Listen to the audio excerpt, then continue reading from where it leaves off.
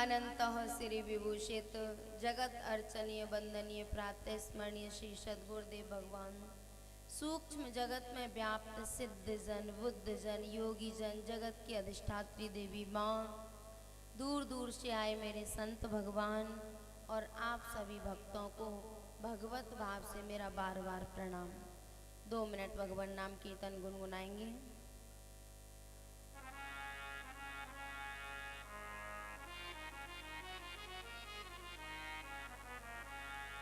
श्री राम जय राम जय जय राम। श्री राम जय राम जय जय राम। श्री राम जय राम जय जय राम। श्री राम जय राम जय जय राम। श्री राम जय राम जय जय राम। जय राम जय जय राम। श्री राम जय राम जय जय राम। श्री राम जय राम जय जय राम। श्री राम जय राम जय जय राम।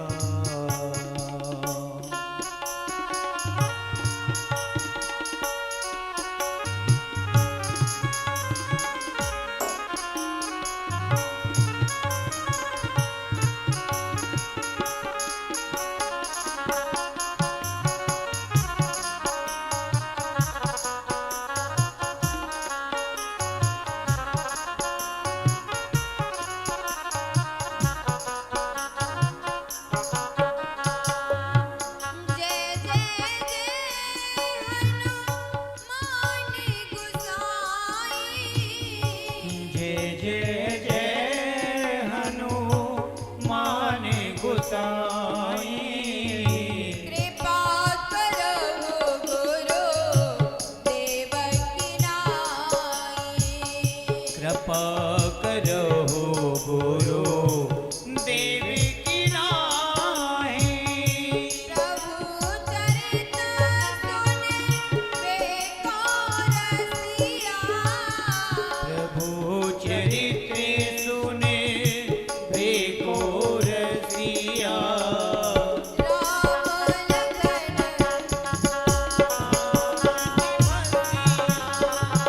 राम लखन सीता मन बसिया। राम लखन सीता मन बसिया।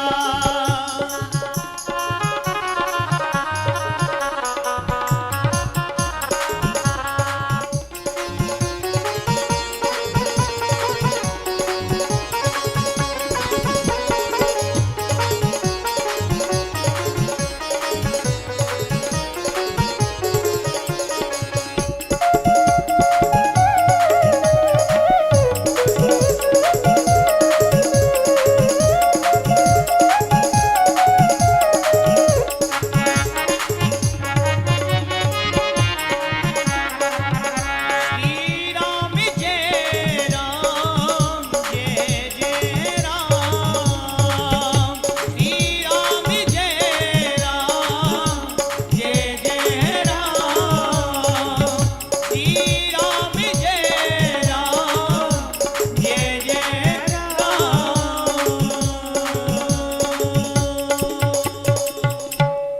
श्री राम जय जय राम।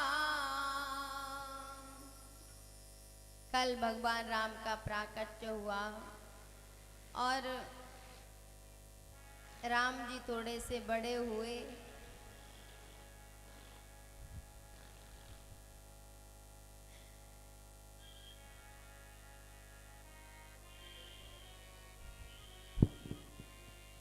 राम जी थोड़े से बड़े हुए और विद्या अध्ययन के लिए भेजा गया। गुरु गृह पढ़न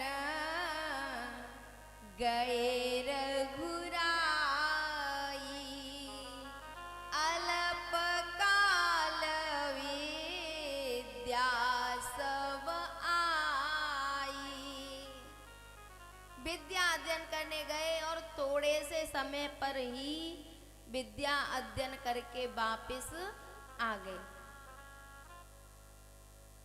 विद्या अध्ययन करके जैसे ही वापस आए तो विश्वामित्र जी को पता चला कि भगवान अध्ययन करके वापस आ गए हैं। और विश्वामित्र जी यज्ञ कर रहे थे तो उस यज्ञ में राक्षस विघ्न कर रहे थे। सज्जनों, अयोध्या से विश्वामित्र जी की यज्ञशाला की ज्यादा दूरी नहीं है, पास में ही है। लेकिन ये राक्षस अयोध्या में नहीं जाते, जहां पर विश्वामित्र जी यज्ञ कर रहे हैं ना, वहीं पर रहते हैं। अयोध्या भी जा सकते थे, वहां भी विघ्न कर सकते थे, पर सही बात यह है कि ये जो राक्षस होते हैं ना, जहां सब कुछ सामान्य रूप से चल रहा है वहां पर विघ्न नहीं करते। कहाँ करते हैं? जहाँ जप यज्ञ जोग मुनि कराई, अति मारीच सुबाहु ही डरहि। सज्जनों, हम लोग कभी कभी कंफ्यूज रहते हैं कि सज्जन कौन है, देवता कौन है और राक्षस कौन है। जो सत्कर्म में, अच्छे कार्यक्रमों में जो सहयोग करते हैं वो सब देवता हैं, और जो सत्कर्म में विघ्न करते हैं वो ही राक्षस हैं। चाहे वो सुबाहु मारीच हो, चाहे कोई और हो। विश्वामित्र जी ने देखा कि बिना भगवान के यज्ञ संपन्न होने वाला नहीं है, तो अयोध्या पहुंच गए दशरथ जी के पास और कहा, राजन, हम आपसे कुछ मांगने आए हैं। अब दशरथ जी बाहर से तो हाथ जोड़ के कह रहे हैं हाँ आदेश कीजिए, लेकिन अंदर से डर रहे हैं। क्यों? क्योंकि दशरथ जी को पता है कि इन्होंने हरिश्चंद्र से मांगा था, तो उनका सब कुछ चला गया। वशिष्ठ जी से मांगा, उन्होंने नहीं दिया, तो उनके पुत्रों का गोविंदाय नमो नमः कर दिया। अब नंबर मेरा है, अगर दे दिया तो ठीक है, और नहीं दिया तो इनको एक पल भी नहीं लगेगा। दशरथ जी ने हाथ जोड़ के कहा, बोले आदेश करो। विश्वामित्र जी ने कहा, अनुज समेत देव रघुनाथा, निश्चर वध में होव सनाता। दोनों भाइयों को मुझे दे दो। और जैसे ही दशरथ जी से विश्वामित्र जी ने राम और लक्ष्मण को मांगा, तो दशरथ जी को तो क्रोध आ गया। उन्होंने कहा, बोले मैं चलता हूँ आपकी यज्ञ की रक्षा करने के लिए, और ये तो छोटे छोटे से बालक हैं, ये क्या रक्षा करेंगे? राक्षसों से कैसे यज्ञ की रक्षा करेंगे? मैं चलता हूँ। बोले मुझे आपकी जरूरत नहीं है। विश्वामित्र जी भी कोई ऐसे वैसे सामान्य ऋषि थोड़े ही हैं, वो भी पहले राजा थे।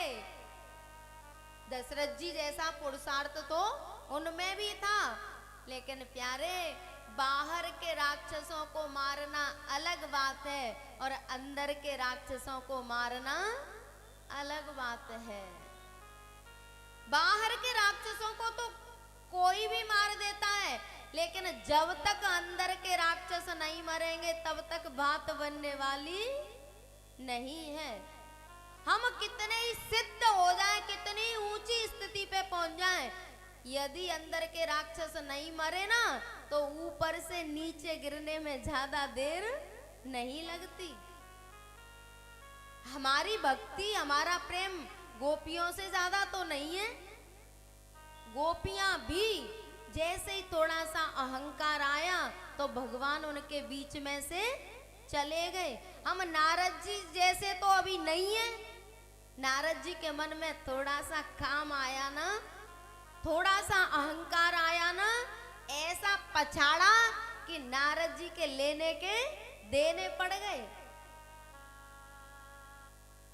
सज्जनों, जहां पर साधुता होती है ना, वहां कहने की जरूरत नहीं पड़ती। और जहां हम कह रहे हैं ना कि हम बहुत बड़े तपस्वी हैं, हमने भी बहुत ज्ञान प्राप्त कर लिया है, तो समझ लो कि कहीं ना कहीं गड़बड़ है, जब कहने की जरूरत पड़ रही है। नारद जी गए थे ना शंकर भगवान के पास, जाके बताया कि मैंने काम को जीत लिया। शंकर भगवान ने कहा, नारद जी जैसे आपने ये कथा मुझे सुनाई है, वैसे भगवान श्री हरि को कभी मत सुना देना। लेकिन थोड़ा सा अहंकार था ना कि काम को जीत के आया हूं, सीधा श्री हरि के पास गए और जाके उनसे भी कहने लग गए। और फिर हालत क्या हुई? बन रहे थे बड़े काम विजेता, बन रहे थे बड़े तपस्वी, और हो क्या रहा है? जप तप कछुना होए ते काला, हे वेद मिलए कवन वेद वाला। तो प्यारे, बाहर के राक्षसों को मारना इतना कठिन नहीं है जितना अंदर के राक्षसों को मारना है। और एक निवेदन कर दूं, ये जो हमारा स्वभाव होता है ना, ये जन्म जन्मों की कमाई है, और इस स्वभाव को बदलना इतना आसान नहीं है। और जब तक स्वभाव नहीं बदलेगा तब तक साधुता आने वाली नहीं है। पुरुषार्थ तो विश्वामित्र जी में भी बहुत था, लेकिन दशरथ जी के पास आए हैं राम जी को मांगने। क्यों? क्योंकि उनको पता था कि बिना भगवान के अंदर के दुर्गुण मरने वाले नहीं हैं। दशरथ जी ने कहा, मांगो भूमि धनु धन को सा, मांगो भूमि धन धन को सा, मांगो भूमि धेनु धन को सा, मांगो भूमि धेनु धन को सा, सर्वसु देहो आज सहरोसा, सर्वस देहो आज सहरोसा, देह प्राण ते प्रिय कछुनाई, देह प्राण ते प्रिय कछुनाहि, सो मुनि देहो निमिष एक माही।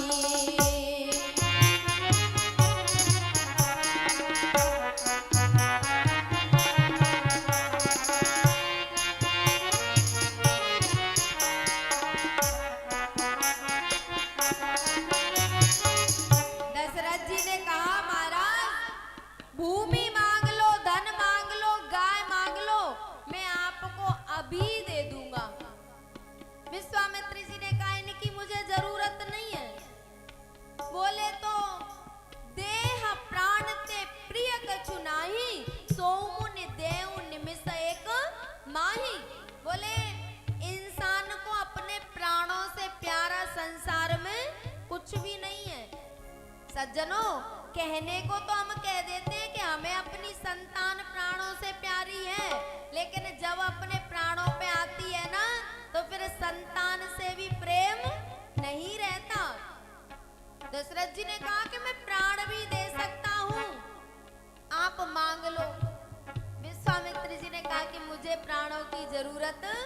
नहीं है।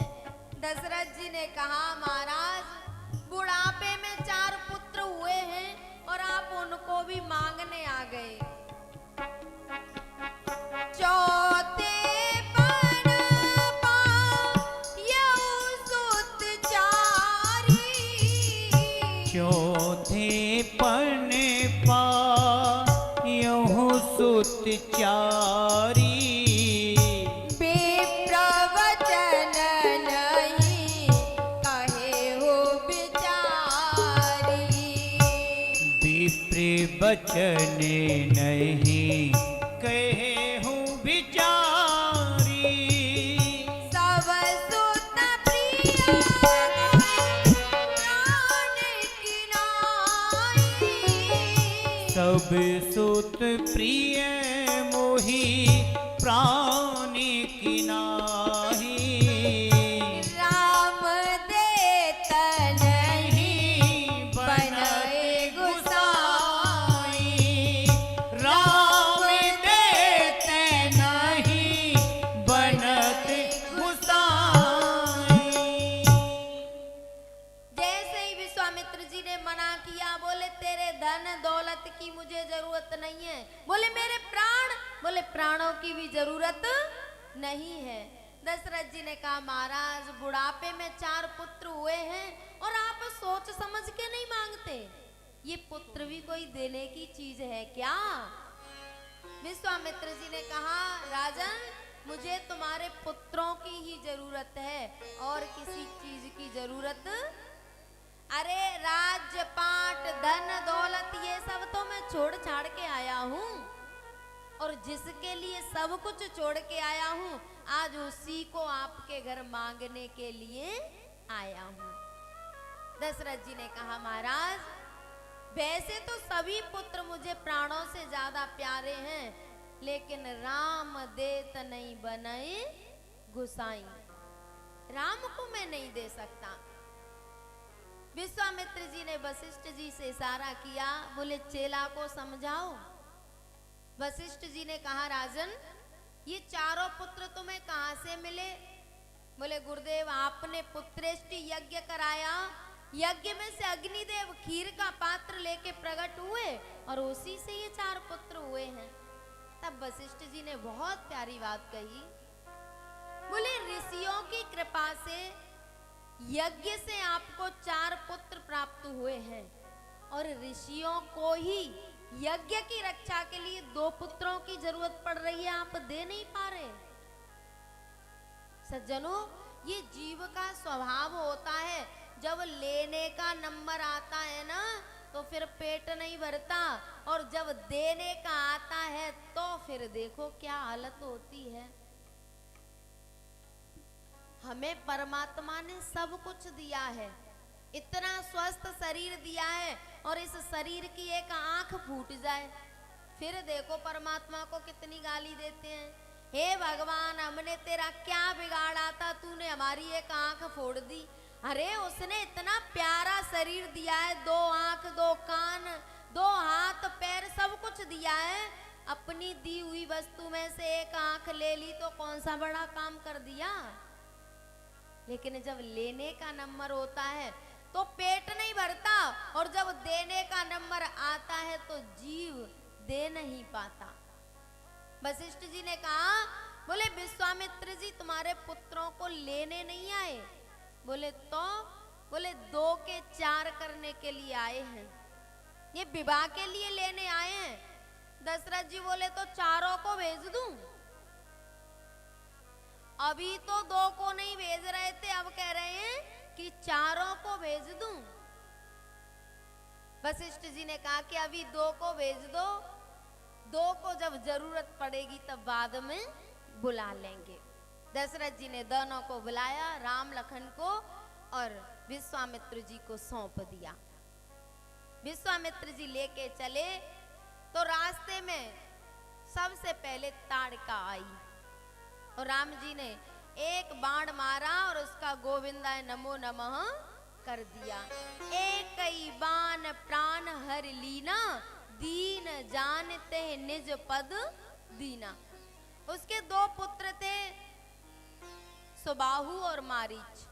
सुबाहु को भगवान ने अग्नि बाण मारा, उसका गोविंदाय नमो नमः कर दिया। और जब मारीच आया ना तो मारीच को मारा नहीं। विनु फरमान राम ते ही मारा, सत जो जनेगा सागर पारा। अब बेचारे तीनों एक ही परिवार के थे, पर राम जी ने उनको एक जगह पे नहीं भेजा। तीनों ताड़का माँ है और दोनों सुबाहु मारीच पुत्र हैं, तो तीनों को एक ही जगह भेज देते। सुबाहु को तो मार दिया, ताड़का को अपने धाम में भेज दिया, तार दिया, और मारीच की जहां पर आसक्ति थी वहीं पर उसको भेज दिया। सज्जनों, ये ताड़का है ईर्षा, और ईर्षा ना तो अभी तक मरी है और ना भविष्य में कभी मरने वाली है। सुबाहु है द्वेष, द्वेष को मारना ही पड़ता है, नहीं तो द्वेष से कुछ प्राप्त होने वाला नहीं है। द्वेष तो एक ऐसी बीमारी है जो सामने वाले से ज्यादा हमको स्वयं को जलाता है, तो उसको मारना पड़ता है। और ये मारीच है राग। सज्जनों, जब तक हमारा राग संसार में है, जब तक हमारी आसक्ति प्रेम संबंधियों में संसार में है, तब तक ये दुर्गुण है। और यही आसक्ति प्रेम संतों में हो जाए, भगवान में हो जाए, तो वही सद्गुण बन जाता है। और एक निवेदन कर दूं, राग होना भी परम आवश्यक है। बताऊं कैसे? यदि कोई व्यक्ति घर गृहस्थी में रहता है और वो अच्छा पुत्र नहीं बन पाया, अच्छा पिता नहीं बन पाया, तो वो भविष्य में अच्छा साधक भी बनने वाला नहीं है। जो अच्छा पुत्र बन जाएगा, जो अपने माता पिता से प्रेम करेगा, वही संतों से प्रेम कर सकता है, वही भगवान से प्रेम कर सकता है। जो अच्छा पिता बन जाएगा, वही परमात्मा से प्रेम कर सकता है। और जिसका जीवन में किसी से बनी ही नहीं, पिता से नहीं बनी, पुत्रों से नहीं बनी, पत्नी से नहीं बनी, तो फिर भविष्य में उसकी भगवान से भी बनने वाली नहीं है। ये प्रेम करने की वृत्ति होना बहुत जरूरी है। एक बार वृंदावन में एक भक्त हुए हैं, तो पहले वो घर गृहस्थी में रहते थे, और गृहस्थी में इतने रागी कि अपनी पत्नी के अलावा किसी का मुंह नहीं देखते थे।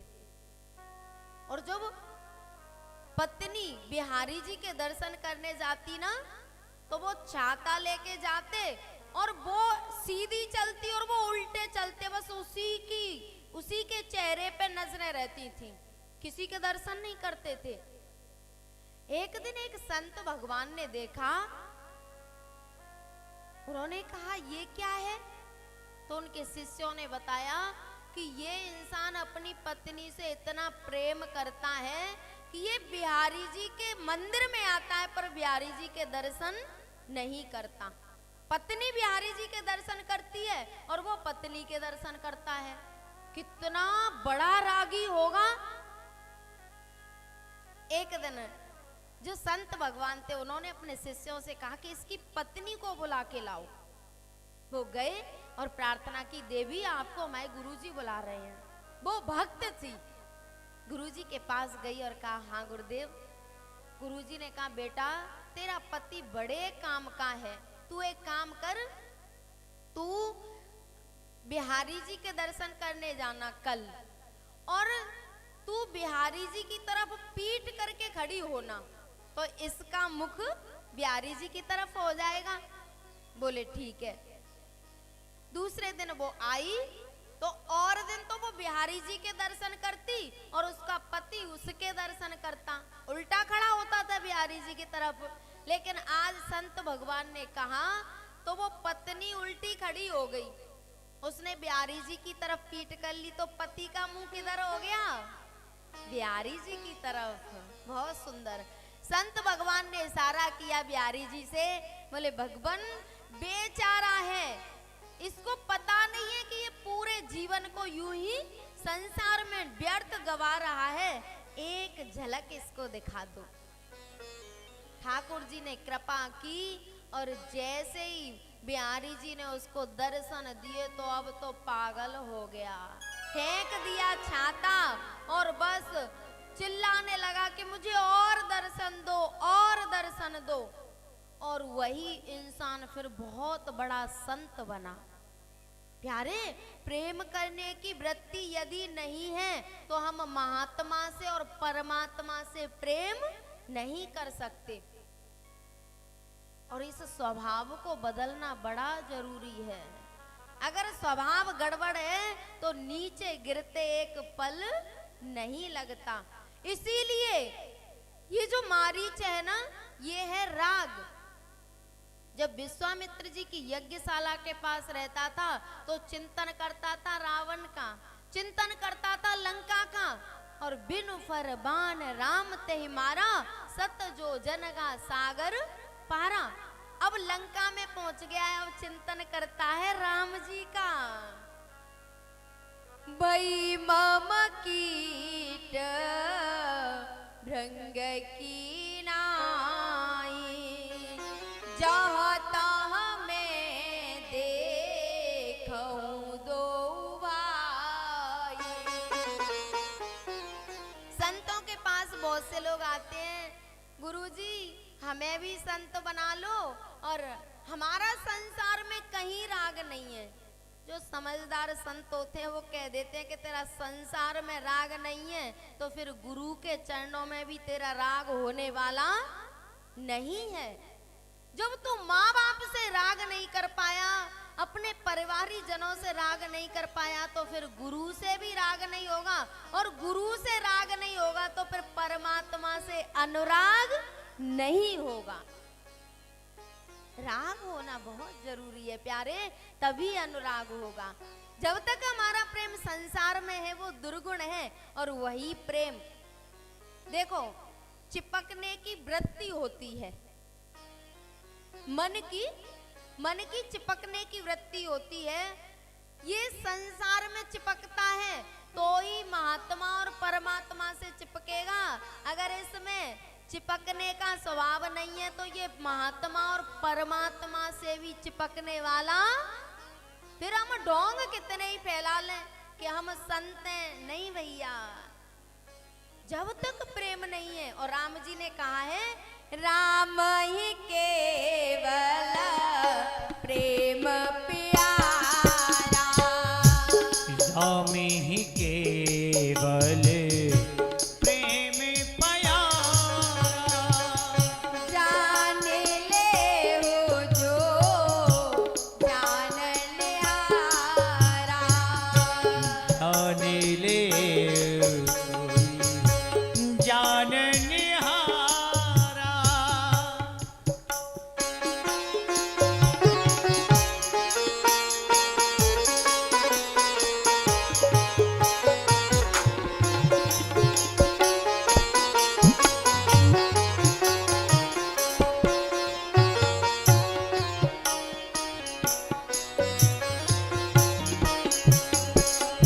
मिला ही न रघुपति बिनु अनुरागा, मिलहि न रघुपति बिनि अनुरागा, किए कोटि जप जोग विरागा।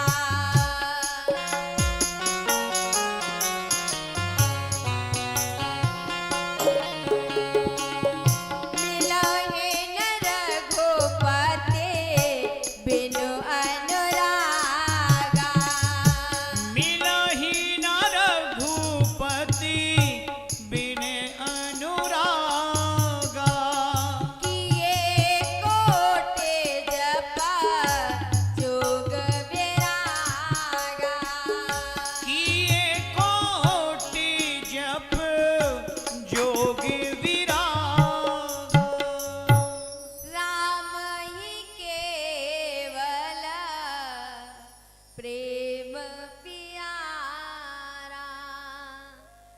वर्षों बाद चली थी ना, अहम सर्वेषु भूतेषु भूतात्मा अवस्थितः सदा। मैं ही इन जीवों के अंदर आत्मा रूप में विराजमान हूँ, और जो इनका अपमान करता है, इनसे ईर्ष्या करता है, द्वेष करता है और मूर्ति के सामने 56 भोग लगाता है, फूल बंगला सजाता है, उसको परमात्मा की प्राप्ति होने वाली नहीं है। तम अवज्ञाय मामर्तः कुरुते अर्चा विडम्बना। भगवान ने स्वयं कहा है कि मैं स्वयं जीवों के अंदर आत्मा रूप में विराजमान हूं, मेरा अपमान करता है और मूर्ति की पूजा करता है, कर्म कांड करता है, तो मैं उसको जीवन में मिलने वाला नहीं हूं। मिलाए न रघुपति बिनु अनुरागा। राम जी ने ताड़का सुबाहु मारीच का गोविंदाय नमो नमः किया, लखन जी ने बाकी राक्षसों का गोविंदाय नमो नमः कर दिया। राम जी ने कहा गुरुजी अब हम अपने घर जाएं, अब तो आप निर्विघ्न यज्ञ करो, अब राक्षस गए। विश्वामित्र जी ने कहा राम अभी एक यज्ञ और संपन्न करना है। बोले कौन सा? बोले जनकपुर में एक धनुष यज्ञ हो रहा है, उस यज्ञ को भी आपको संपन्न करना है। बोले ठीक है। विश्वामित्र जी दोनों भाइयों को लेके चले और रास्ते में राम जी की नजर एक आश्रम पर पड़ी। राम जी ने कहा गुरुदेव ये आश्रम कैसा है? इस पे कोई ऋषि मुनि संत महात्मा कोई नहीं है। गुरु जी ने राम जी से कहा राम इस आश्रम के बारे में कोई नहीं पूछता, आप क्यों पूछ रहे हो? राम जी ने कहा गुरुदेव जिसको संसार में कोई नहीं पूछता उसी को तो मैं पूछता हूं। और ये शिला कैसी पड़ी है? गुरुजी ने कहा बोले राम ये शिला नहीं है। बोले तो? बोले ये गौतम ऋषि की पत्नी अहिल्या है, इसको सांप लगा है, ये पत्थर की बन गई है और आप इसका उद्धार करो। गौतम नारी साप वस उपल देह धरि दी, चरण कमल रज चाहती, कृपा करो रघुवीर। ये गौतम ऋषि की पत्नी अहिल्या है, शापित है, आप इस पे कृपा करो। और राम जी गए, अपने चरण का स्पर्श किया तो जैसे ही चरण की रज उस पत्थर से लगी तो उसमें से एक दिव्य नारी प्रकट हो गई और वो भगवान की स्तुति करने लगी। और प्यारे ये जो अहिल्या है ना, इसको गौतम ऋषि ने शाप दिया था और ये पत्थर की बन गई थी। दो नारियों के साथ छल हुआ है, एक तो अहिल्या के साथ और एक वृंदा के साथ। अहिल्या के साथ इंद्र ने छल किया है और वृंदा के साथ स्वयं भगवान श्री हरि ने छल किया है। वृंदा के साथ जब भगवान श्री हरि ने छल किया तो वृंदा ने शाप दे दिया। बोले आप भगवान होके और पत्थरों जैसा हृदय है आपका, आपने मेरे सतीत्व को नष्ट कर दिया, जाओ मैं आपको शाप देती हूँ, आप पत्थर बन जाओ। वृंदा ने भगवान को भी पत्थर बना दिया और इस अहिल्या को खुद को पत्थर बनना पड़ा। क्यों? क्योंकि इसने इंद्र को शाप नहीं दिया। और ऐसा नहीं था कि ये इंद्र को पहचान नहीं पाई, ये ब्रह्मलोक से आई थी, बड़ी साध्वी थी और इंद्र को नहीं पहचान पाती। लेकिन प्यारे अच्छा ठीक है चलो तब नहीं पहचान पाई, लेकिन जब गौतम ऋषि आ गए तब तो दूध का दूध पानी का पानी हो गया था। तब तो पता चल गया था कि ये इंद्र है, और जानने के बाद भी अहिल्या ने इंद्र को सांप नहीं दिया। तो गौतम ऋषि समझ गए, तो उन्होंने अहिल्या को ही पत्थर की बना दिया। अब भगवान का चिंतन करती थी। भगवान ने जैसे ही स्पर्श किया तो उसमें से नारी प्रकट हो गई और भगवान की स्तुति करने लगी।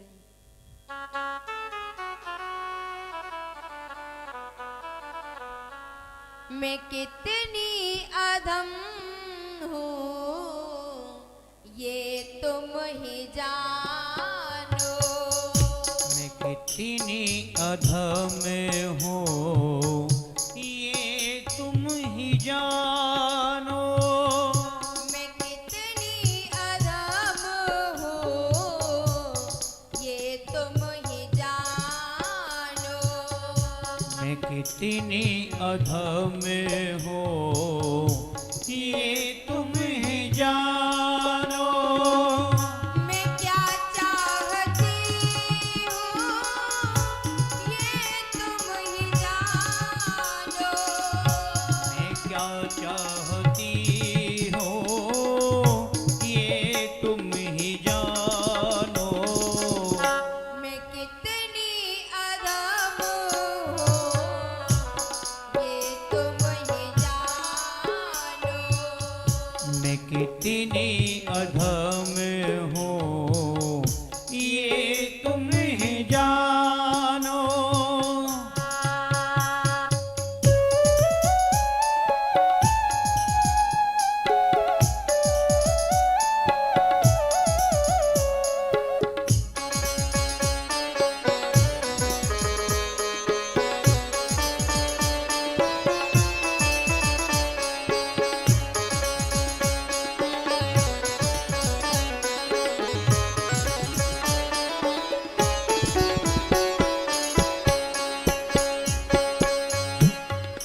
ना दीनता है ना भाव भक्ति, ना दीनता है ना भाव भक्ति, ना कुछ भजन है ना आत्मशक्ति, ना कुछ भजन है ना आत्मशक्ति।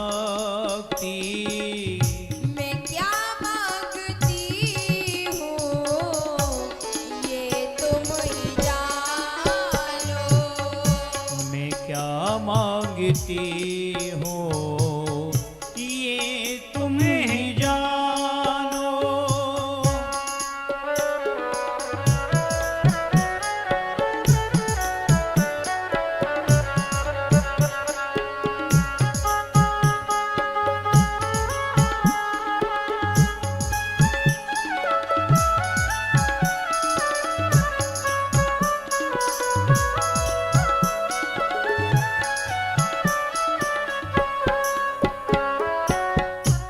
दुनिया से मुझको फुर्सत न मिलती, दुनिया से मुझको फुर्सत न मिलती, तकदीर की भी भटकन न मिटती,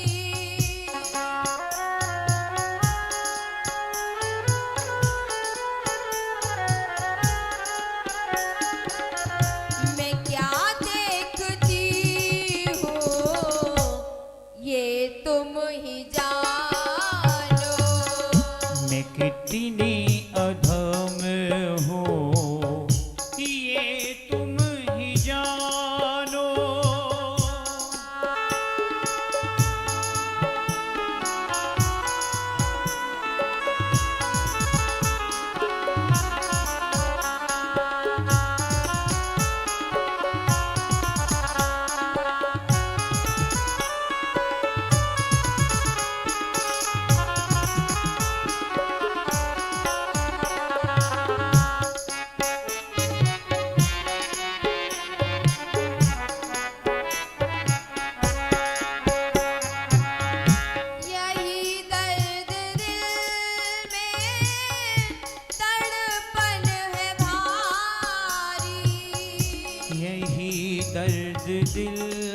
में तड़पन है भारी। तेरे दर पे आई मर्जी तुम्हारी। तेरे दर पे आई मर्जी तुम्हारी। क्यों पत्थर बनी हो ये तुम ही जानो। क्यों पत्थर बनी हो ये तुम ही जानो।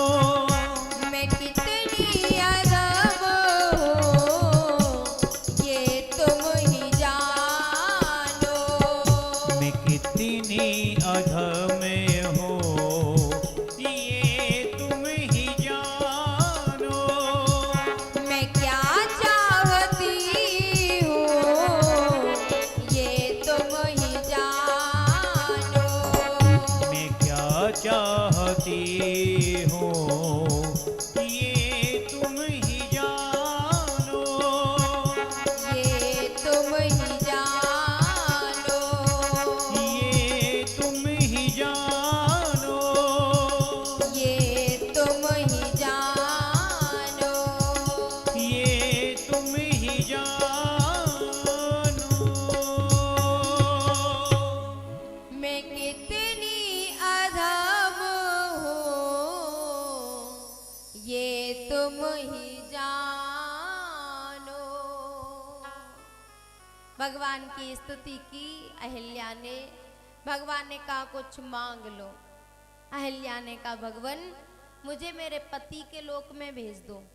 भगवान ने कहा कि उन्होंने तो आपको सांप दिया था। अहिल्या ने कहा मुन्य साप जो दीना अति भल कीना परम अनुग्रह में माना। यदि मेरे स्वामी मुझे साप नहीं देते तो आज आपकी कृपा मेरे ऊपर होने वाली नहीं थी। परम अनुग्रह में माना। और प्यारे जब अहिल्या से एक अपराध हो गया तो गौतम ऋषि सांप दे के चले गए। सांप दे दिया ठीक है लेकिन कम से कम उस आश्रम में तो रहते। गौतम ऋषि ने सांप दे दिया। अहिल्या को पत्थर की बना के उस आश्रम को ही छोड़ के चले गए। और आज जब भगवान के दर्शन हुए अहिल्या को तो स्वयं गौतम ऋषि उनको लेने के लिए आए हैं। क्या रे जब बुरा समय आ जाता है बात बिगड़ जाती है तो फिर कोई साथ नहीं देता। और जब परमात्मा का साक्षात्कार हो जाता है ना तो जो छोड़ छोड़ के चले जाते हैं वो भी अपने आप वापस आ जाते हैं। अहिल्या का उद्धार किया। भगवान आगे बढ़े जनकपुर में पहुंचे। और जनकपुर में जहां पर धनुष यज्ञ हो रहा था वहां पर भगवान लखन और विश्वामित्र जी तीनों पहुंचे हैं। भैया जनक जी ने कहा था कि जो इस धनुष को उठाएगा इस पे डोरी चढ़ाएगा उसी के गले में सीता जी वरमाला डालेंगे। जनक जी के पास ये धनुष कहां से आया था? ये जो धनुष है ना ये शंकर भगवान का धनुष है। और एक बार जनक जी ने तपस्या की तो शंकर भगवान प्रकट हुए। बोले भगवान आप जिसका नाम निरंतर जाप करते हो ना मैं उसके दर्शन करना चाहता हूँ। मैं भी उसको पाना चाहता हूँ। शंकर भगवान ने धनुष उठा के दे दिया। बोले जनक इस धनुष को रख लेना और इसकी रोजाना पूजा करना। और जिसका मैं रोजाना निरंतर चिंतन करता हूं ना वह दर्शन देने के लिए स्वयं आएगा। बोले ठीक है। जनक जी उस धनुष को ले आए और उसकी रोज पूजा करते हैं रोजाना। एक दिन क्या हुआ सीता जी उस धनुष के पास लिपाई कर रही थी और एक हाथ से लीप रही थी और एक हाथ से धनुष को उठा लिया और उसके नीचे लीप के रख दिया।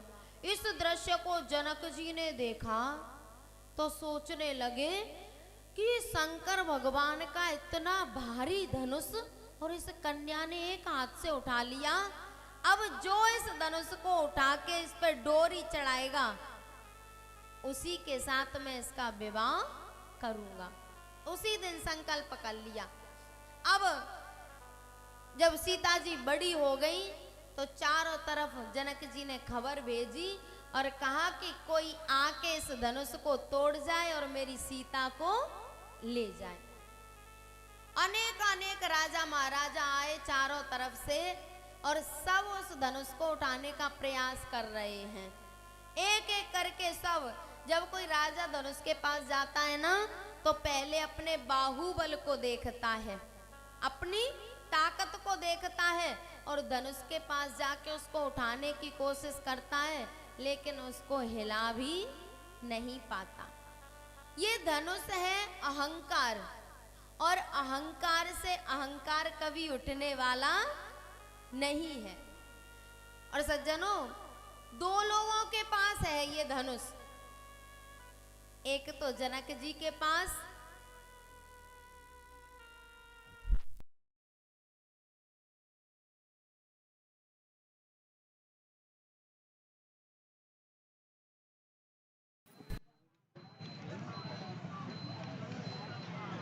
जनरेटर की थी, जनरेटर चलाते नहीं है पूरे दिन 4 घंटे।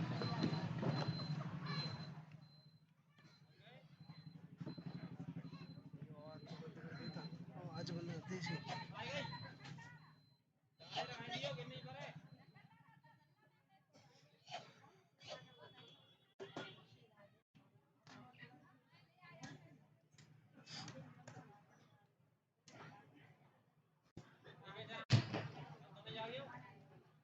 वो लगा दे स्क्रीन जो श्री राधे।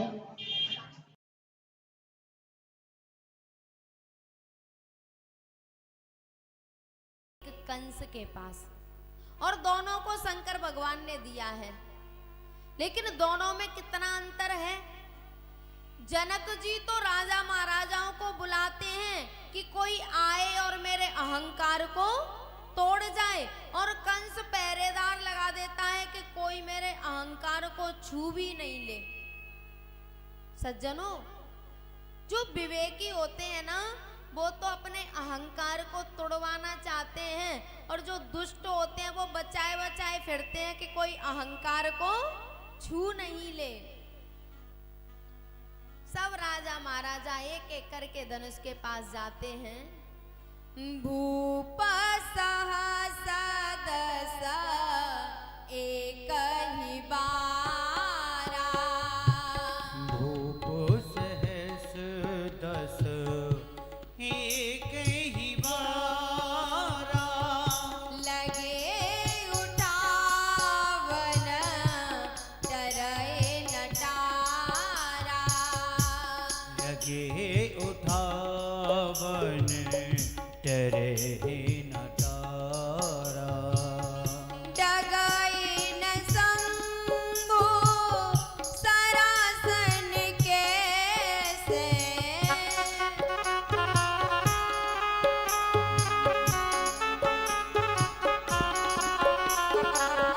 कामी बचन सती मन जैसे, कामी बचन सती मन जैसे, कामी बचन सती मन जैसे, कामी बचन सती मन जैसे। जनक जी ने जब इस दृश्य को देखा कि कोई भी उस धनुष को उठाना तो बहुत बड़ी बात है, हिला भी नहीं पा रहा, तो जनक जी खड़े हुए, आंखों में आंसू हैं, हाथ जोड़ के बोले, भैया अब तुम अपने अपने घर जाओ, वीर विहीन मही में जानी। अब मुझे पता चल गया कि इस पृथ्वी पर कोई वीर राजा नहीं है, अब तुम अपने अपने घर जाओ। और भैयाओ, पहले तो कोई बुला ले और फिर कहे कि अब तुम अपने घर जाओ, कैसा लगेगा?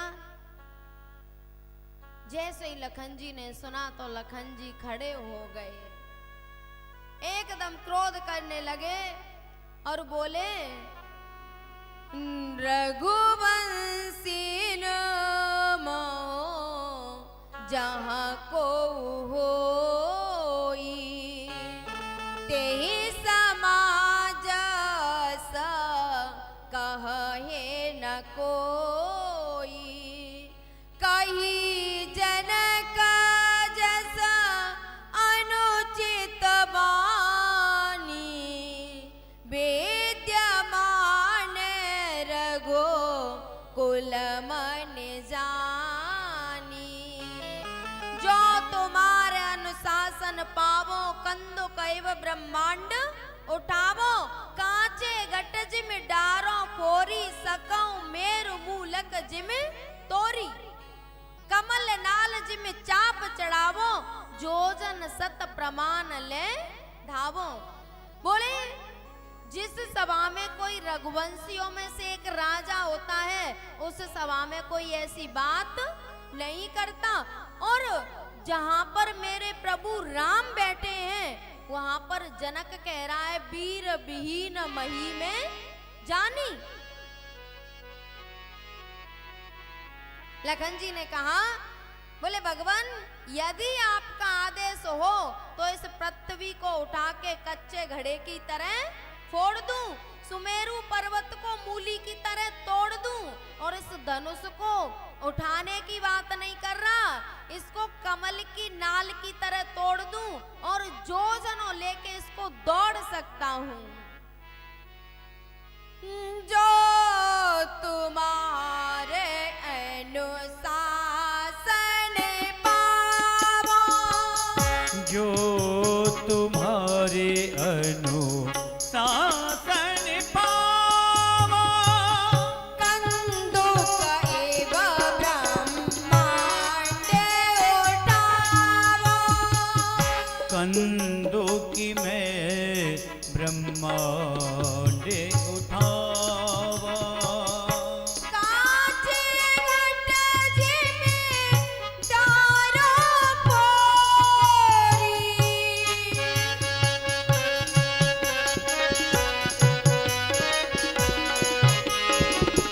सकौ मेरु मूलक जिम तोरी,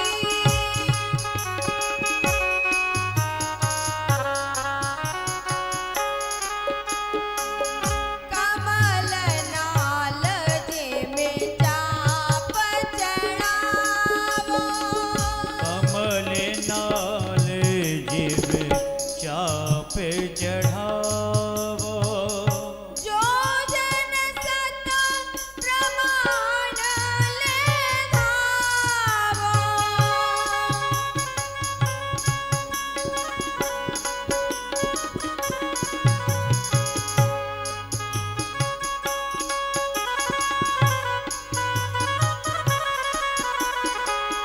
कही जनक जैसे अनुचित वाणी, कही जनक यत अनुचित वाणी, विद्यमान रघु कुल मन जानी, विद्यमान रघु कुल में ही जानी, रघुवंशी नमः जहाँ कोई होई, रघुवंशी यहाँ कोई होई, तेहि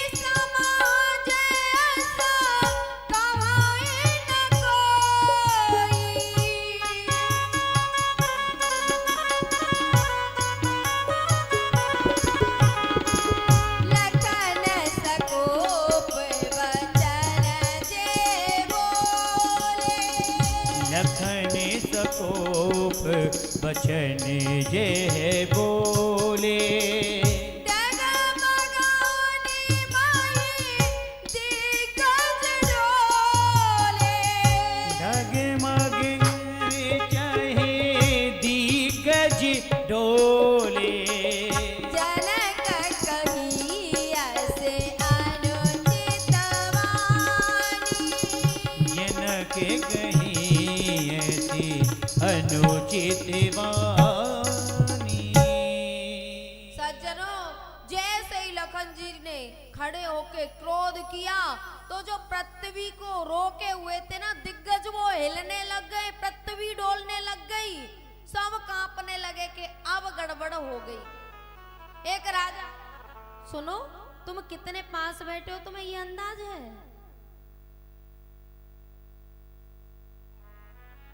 इतनी जोर से क्रोध करने लगे कि पूरी पृथ्वी हिलने लग गई। एक राजा बोला कि तब से कह रहे थे ना कि चलो यहां से चलो। दूसरा राजा बोला अब क्या हुआ? बोले अब यहां मरेंगे। बोले पृथ्वी को फोड़ेंगे लखन तो हमारा गोविंदा नमो नमः हो जाएगा।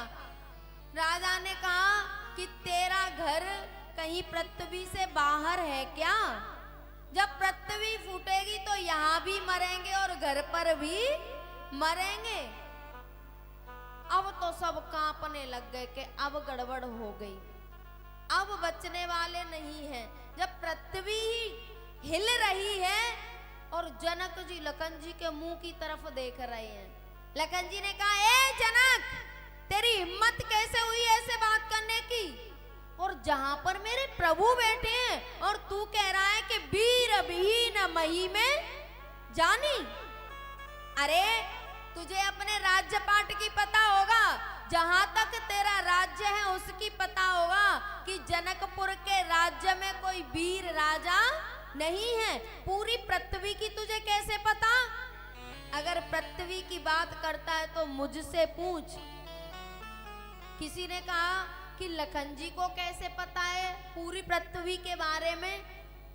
बोले भैया ये लखन ही तो शेष हैं और शेष के सिर पे पूरी पृथ्वी टिकी है। लखन को पता है कि कहाँ वीर राजा है और कहाँ पर नहीं है।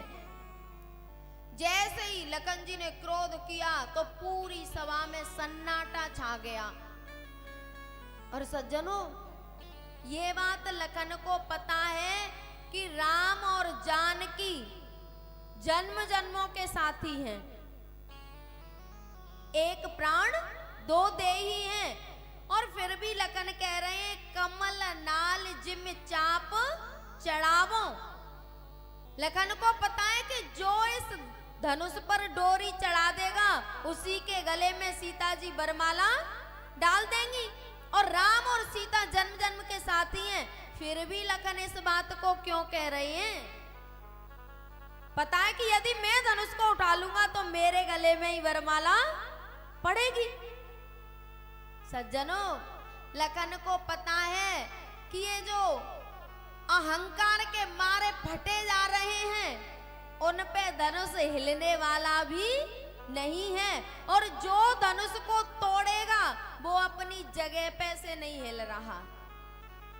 और एक निवेदन कर दूं, अभी तक उस धनुष को टूटने का समय भी नहीं आया था। ऐसा नहीं था कि उस सभा में कोई वीर राजा नहीं थे। उस सभा में रावण था जिसने कैलाश पर्वत को शंकर भगवान समेत उठा लिया था। क्या शंकर भगवान के पास में वो धनुष नहीं था? जिसने कैलाश पर्वत को शंकर भगवान समेत उठा लिया वो धनुष को नहीं उठा पाता। उसमें बाणासुर था। रावण बाण छुआ नहीं चापा, हारे सकल भूप करे दापा। रावण और बाणासुर जैसे तो खड़े होके भी नहीं गए। किसी ने रावण से कहा कि देख लो, कोशिश करने में क्या जाता है। रावण ने कहा नहीं भैया, हम नहीं उठाएंगे, वो हमारे गुरुजी का धनुष है। जब गुरुजी को कैलाश पर्वत समेत उठाया तब नहीं सोचा कि ये गुरु है, और धनुष को उठाने के लिए कह रहा है कि वो हमारे गुरुजी का धनुष है।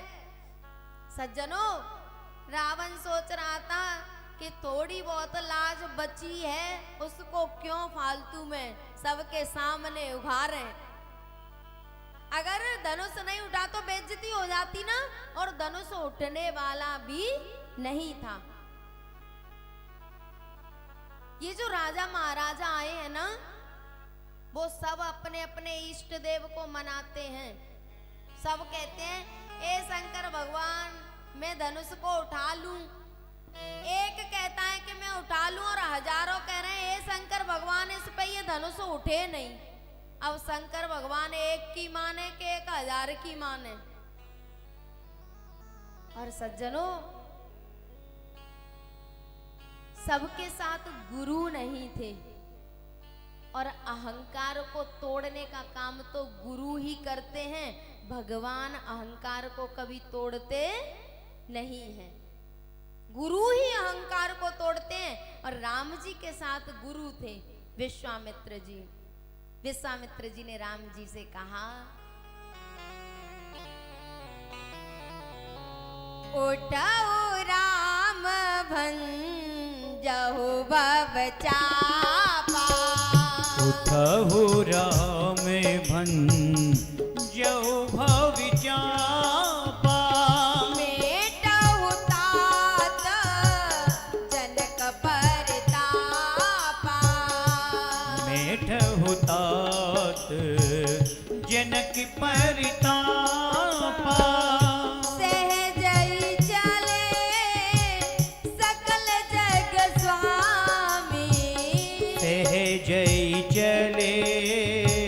सकल जग स्वामी। मत मंजू बर कुंजर गामी।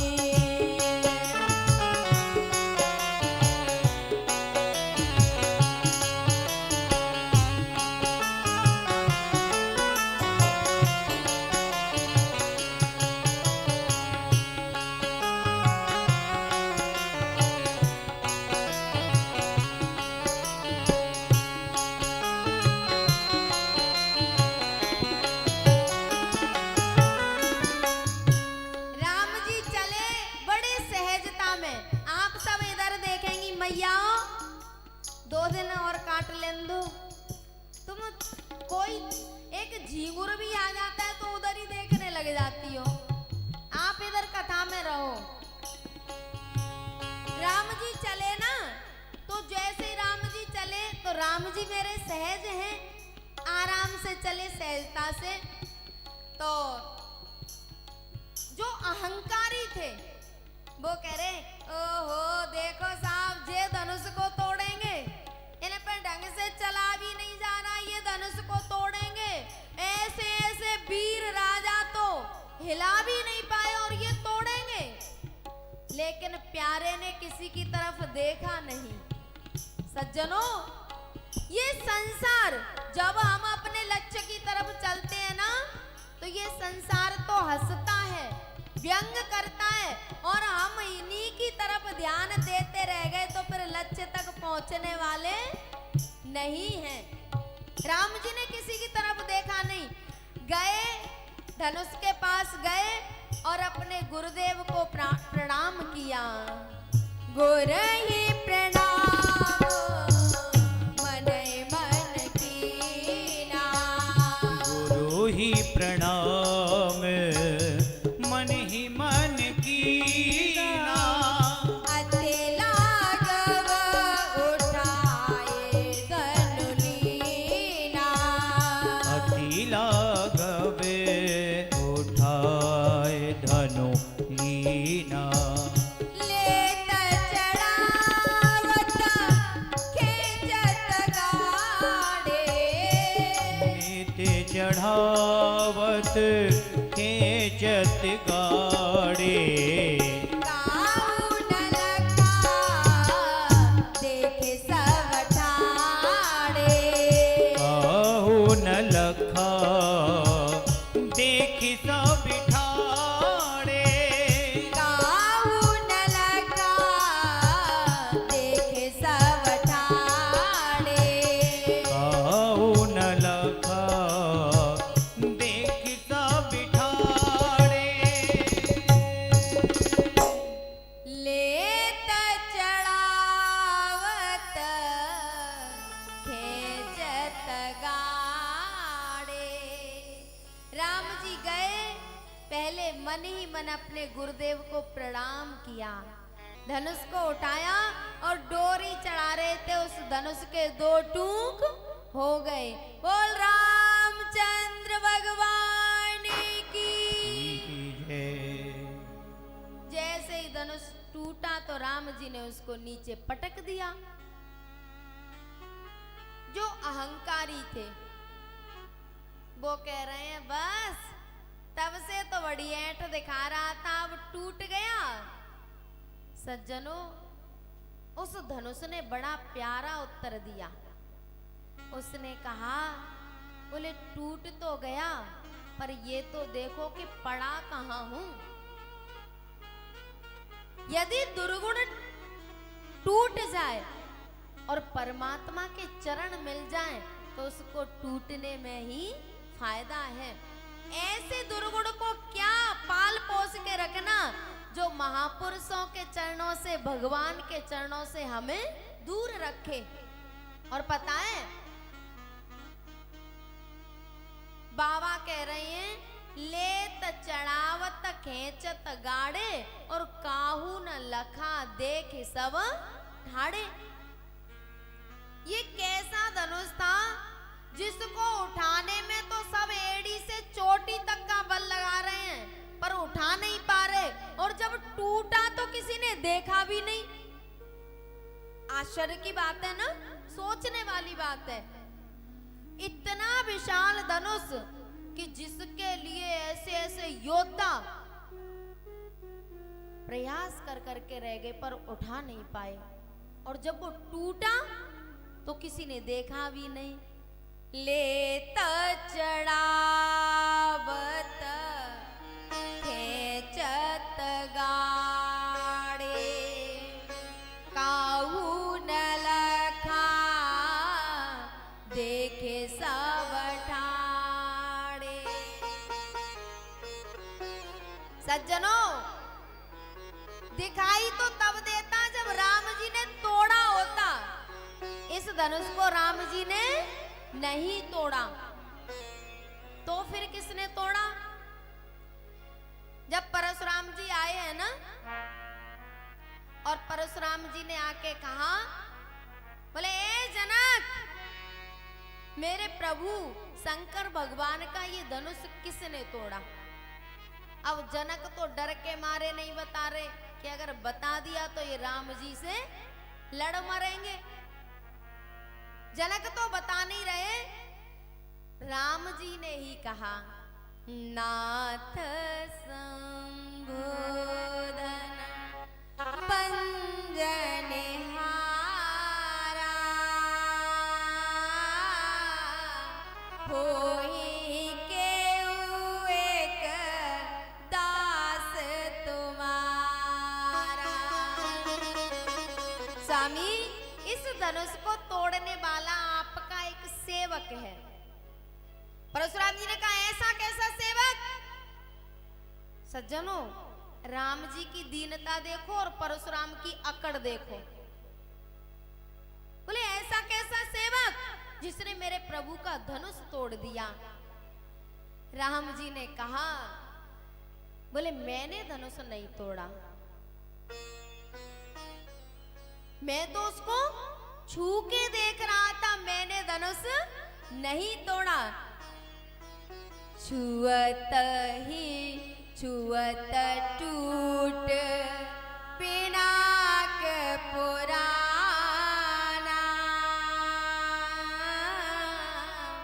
मैं के ही है तो करो अभिमाना। भगवान, मैंने धनुष नहीं तोड़ा, मैं तो उसको छू के देख रहा था, पर वो पुराना धनुष था तो छूने से ही टूट गया। और लखन जी ने भी ये बात कही है, छुअत ही टूट रघुपति न दोसु, मुनि बिनु काज करिए कत रोसु। बोले भगवान, मेरे प्रभु तो उसको छू के देख रहे थे, वो छूने से ही टूट गया, और आप उन पे क्यों क्रोध कर रहे हो? और बाबा भी इस बात की पुष्टि कर रहे हैं लेत चढ़ावत खेचत गाड़े, काहू न लखा देख सब ठाड़े। बाबा भी कह रहे हैं कि राम जी ने धनुष को उठाया, डोरी चढ़ा रहे थे और धनुष टूट गया, किसी को पता नहीं चला।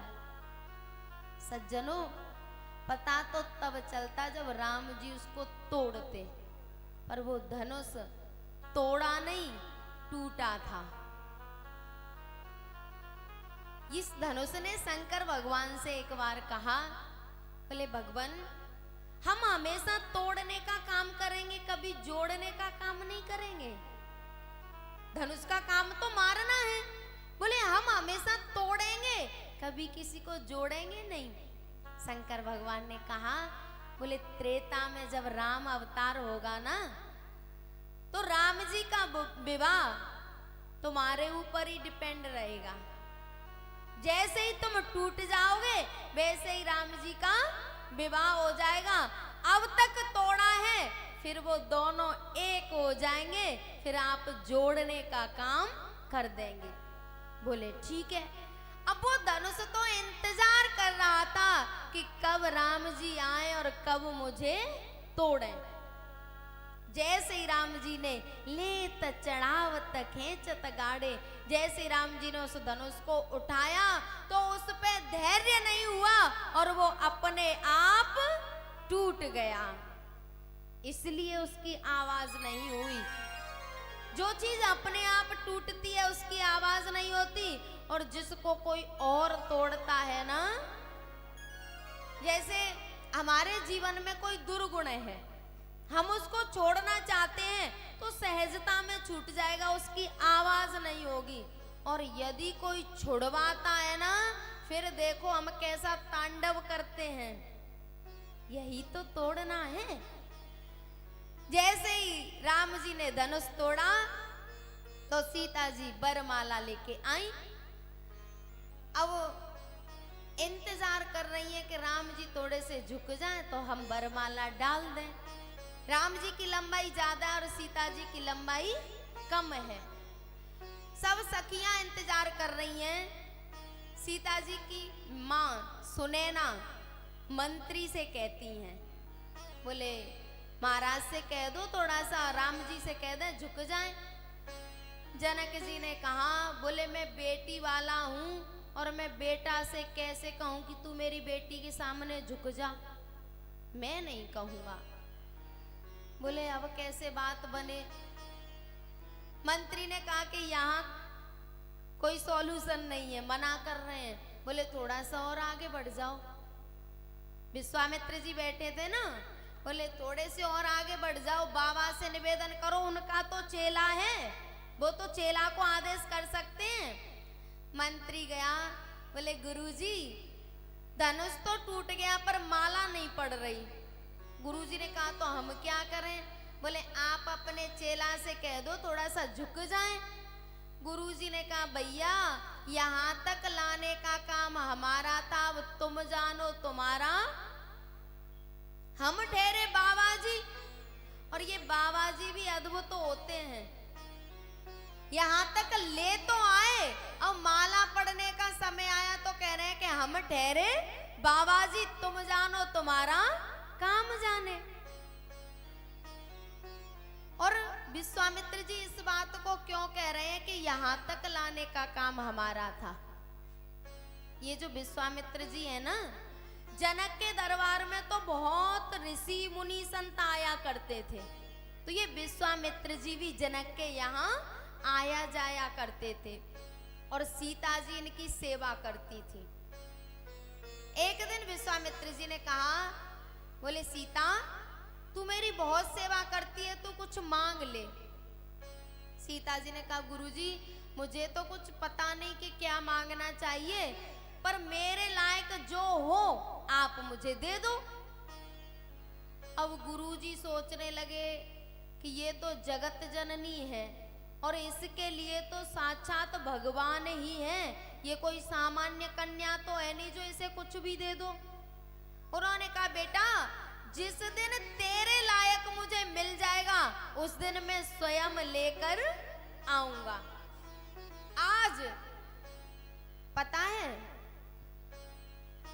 जनक जी ने सब जगह खबर भेजी धनुष यज्ञ की कि हमारे यहाँ यज्ञ हो रहा है, आप आओ, लेकिन अयोध्या में खबर नहीं भेजी, ना महाराज दशरथ के लिए ना राम जी के लिए। फिर भी विश्वामित्र जी राम जी को लेकर आए हैं। और पता है इसी बात को विश्वामित्र जी कह रहे हैं कि भैया मैं सीता को वचन दे के गया था कि तेरे लायक जब मिल जाएगा तो मैं लेकर आ जाऊंगा। अब यहाँ तक लाने का काम हमारा था, अब तुम जानो तुम्हारा काम जाने। और जनक जी ने अयोध्या में खबर क्यों नहीं भेजी? दशरथ जी से कोई दुश्मनी थी या फिर राम जी से? भैयाओ, एक बार जनकपुर की सीमा में एक पतिव्रता नारी अपने अंधे पति को लेके जा रही थी। तो एक ऋषि तपस्या कर रहे थे वन में, और वो वन के रास्ते से जा रही थी। तो वो तो आगे निकल गई, और जैसे ही पति निकले तो ऋषि से उनके पैर की ठोकर लग गई, ऋषि की समाधि खुल गई। उन्होंने कहा कि जिसने मेरा ध्यान भंग किया है, मैं शाप देता हूं, कल सूरज उगते ही वो मर जाएगा। अब तो उसने प्रार्थना की, बोले भगवान मेरे स्वामी को दिखाई नहीं देता, ये अंधे हैं, इनको क्षमा कर दो। लेकिन ऋषि परशुराम थे, वो काय को मानेंगे। बोले मेरे स्वामी अंधे हैं, कृपा करो, सांप मत दो। उन्होंने कहा नहीं, मेरा सांप झूठा नहीं होगा।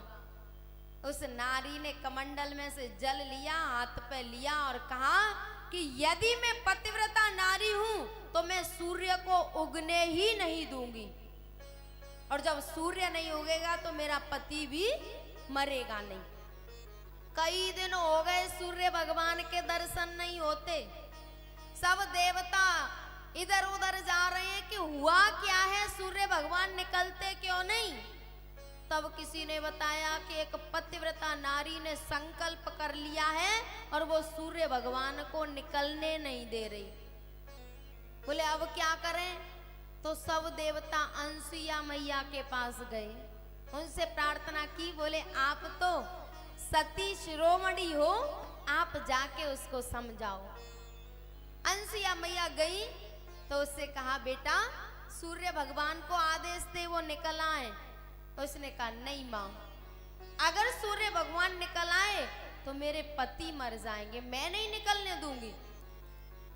अंसुया मैया ने कहा कि यदि इस जनकपुर में कोई पतिव्रता नारी हो और वो आके कच्चे घड़े में कच्चे धागे से कुएं से जल निकाल के तेरे पति को स्नान करा देगी तो तेरा पति जिंदा हो जाएगा। उसने कहा तो ठीक है। अब तो पूरे जनकपुर में खबर भेजी कि कोई ऐसी पतिव्रता नारी हो जो कच्चे घड़े में कच्चे धागे से जल निकाल ले कुएं में से। प्यारे, ये तो बड़ी कठिन परीक्षा थी। अब कुछ पतिव्रता थी तो वो डर के मारे नहीं आ रही कि यदि गलती से भी किसी पराये पुरुष का चिंतन हो गया होगा, देख लिया होगा, तो फिर जल आने वाला। अब वे डर के मारे नहीं आई कि कहीं फेल नहीं हो जाए परीक्षा में। इधर कौशल्या मैया को पता चला कि ऐसी ऐसी बात है, तो कौशल्या मैया तैयार हो रही थी जनकपुर जाने। एक झाड़ू लगाने वाली देख रही थी। उसने कहा माँ आप कहाँ जा रही हो? कौशल्या मैया ने कहा कि मैं जनकपुर जा रही हूँ। बोले क्यों? बोले वहां एक पतिव्रता नारी ने संकल्प कर लिया है, वो सूर्य भगवान को नहीं निकलने दे रही, तो मैं कच्चे घड़े में कच्चे धागे से कुएं से जल निकाल के उसको स्नान करा दूंगी, उसके पति को तो वो जिंदा हो जाएगा। और उसने कहा बस ये छोटी सी बात और इसके लिए आप जनकपुर जा रही हो? मेहतरानी कह रही है झाड़ू लगाने वाली, बोले ऐसे छोटे से काम के लिए आप? कौशल्या मैया ने कहा तो? बोले मैं चली जाऊं? बोले हाँ तू चली जा। अब अयोध्या से जनकपुर में वो झाड़ू लगाने वाली आई और अंसुईया मैया ने कहा, बोले बेटा सूर्य भगवान को आदेश दे वो निकले। और जैसे ही सूर्य भगवान निकले तो उसका पति मर गया। और उस जो अयोध्या से नारी आई थी उसने कुएं में से जल निकाला कच्चे घड़े में कच्चे धागे से, और जैसे ही उसको स्नान कराया तो पहले तो वो बूढ़ा था, अंधा था, और जैसे ही एक पतिव्रता नारी के द्वारा उसको स्नान कराया गया तो वो जवान हो गया, उसकी आंखें सही हो गई। अब जनक जी को इस बात का भय था कि तब तो एक मेहतरानी भेज दी तो तब ज्यादा बड़ी बात नहीं थी, और आज यदि इस धनुष को तोड़ने के लिए खबर भेजें और दशरथ जी स्वयं ना आके, राम जी स्वयं ना आके किसी को भेज दिया तो गड़बड़ हो जाएगी। इसलिए जनक जी ने कोई खबर नहीं भेजी। और सज्जनों, जहां भगवान की भक्ति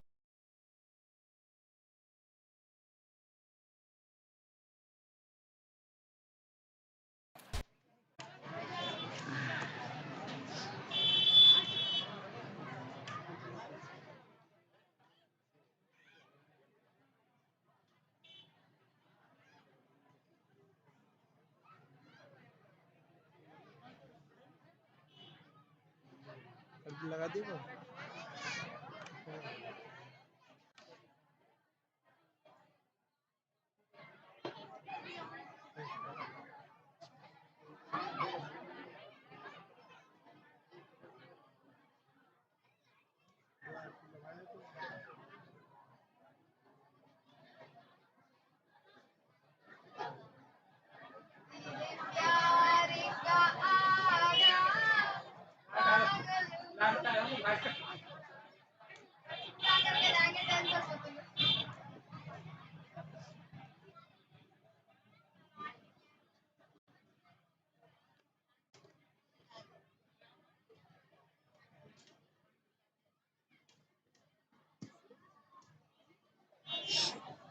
श्री राधे, श्री राधे। मैया इतनी हौच पौच में क्यों बैठ जाती हो कि सांस ले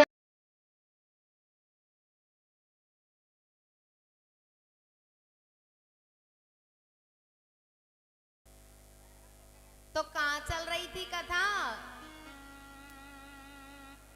जनकपुर में।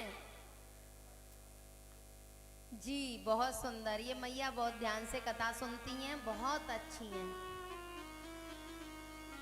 तो सज्जनों, जनक जी को भय था कि जैसे पहले कौशल्या जी नहीं आई वैसे यदि दशरथ जी नहीं आए, रुक जाओ थोड़ी देर रुको।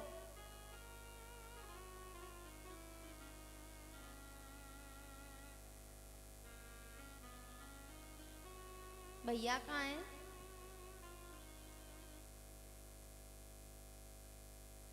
सज्जनों, इसी भय के कारण जनक जी ने अयोध्या खबर नहीं भेजी।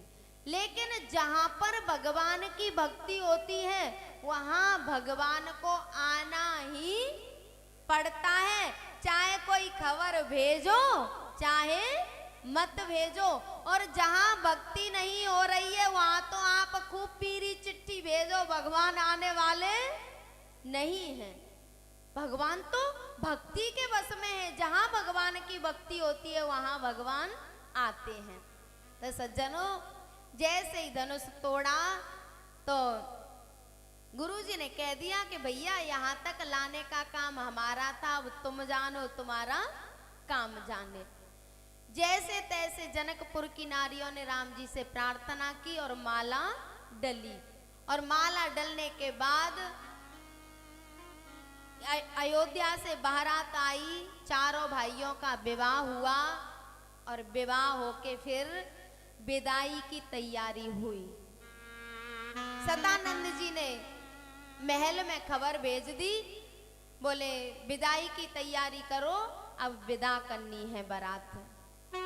भैया सीता जी अपने महल में अपने कमरे को देखती हैं, अपने जो तोता सीता जी ने अपने हाथों से पाले थे उनको देखती हैं और देख देख के रोती हैं कि पता नहीं अब यहाँ वापस आना होगा या नहीं। सीता जी को पता है कि एक बार यहाँ से जाने के बाद फिर हम स्वतंत्र नहीं रहेंगे, कोई भेज देगा तो आएंगी और नहीं तो नहीं आएंगी। सीता जी की माँ सुनैना रोती हैं तो सीता जी अपनी मैया को समझा रही हैं, मैं गुड़िया तेरे आंगन की, मैं गुड़िया तेरे आंगन की मैं गुड़िया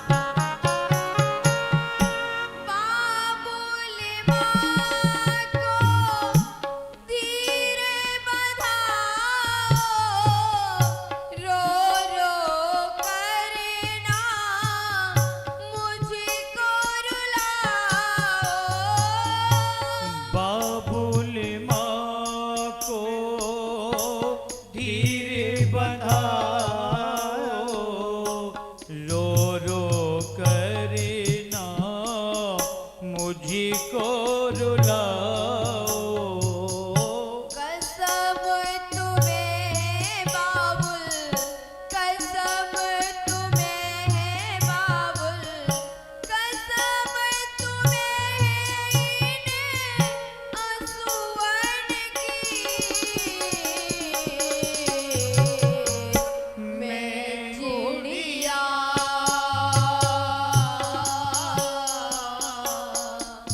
तेरे आंगन की, मैं गुड़िया।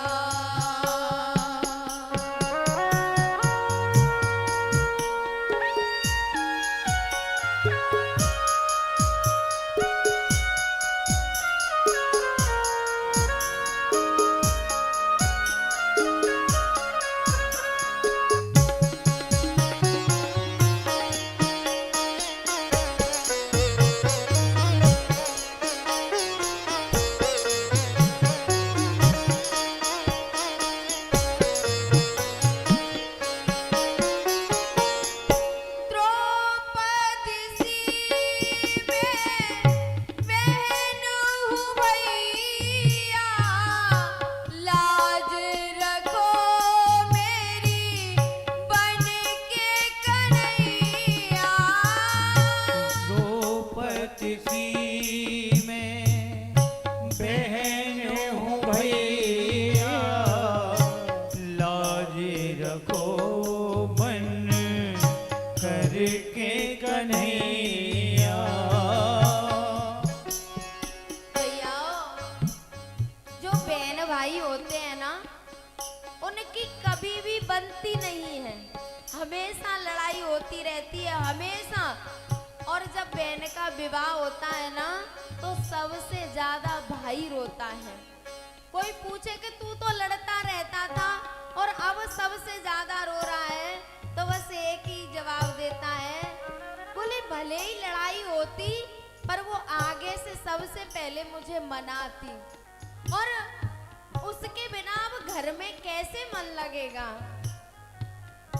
द्रौपदी सी मैं बहन हूँ भैया, लाज रखो मेरी बन के कन्हैया। द्रौपदी सी मैं बहन हूँ भैया, लाज रखो मेरी बन के कन्हैया। कसम तुम्हें है भैया, कसम तुम्हें है भैया, कसम तुम्हें है रक्षा बंधन की। मैं गुड़िया, मैं गुड़िया।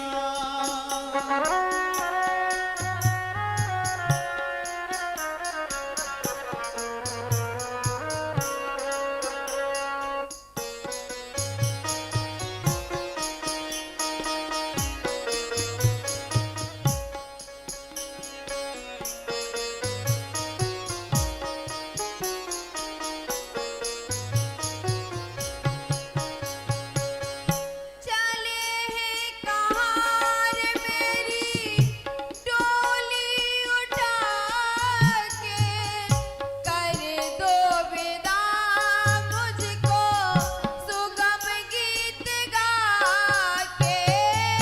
चले हैं कहार मेरी डोली उठा के, कर दो विदा मुझको सगुन गीत गा के। याद ना सताए मुझे, याद ना सताए मुझे, याद ना सताए तेरे आंगन की।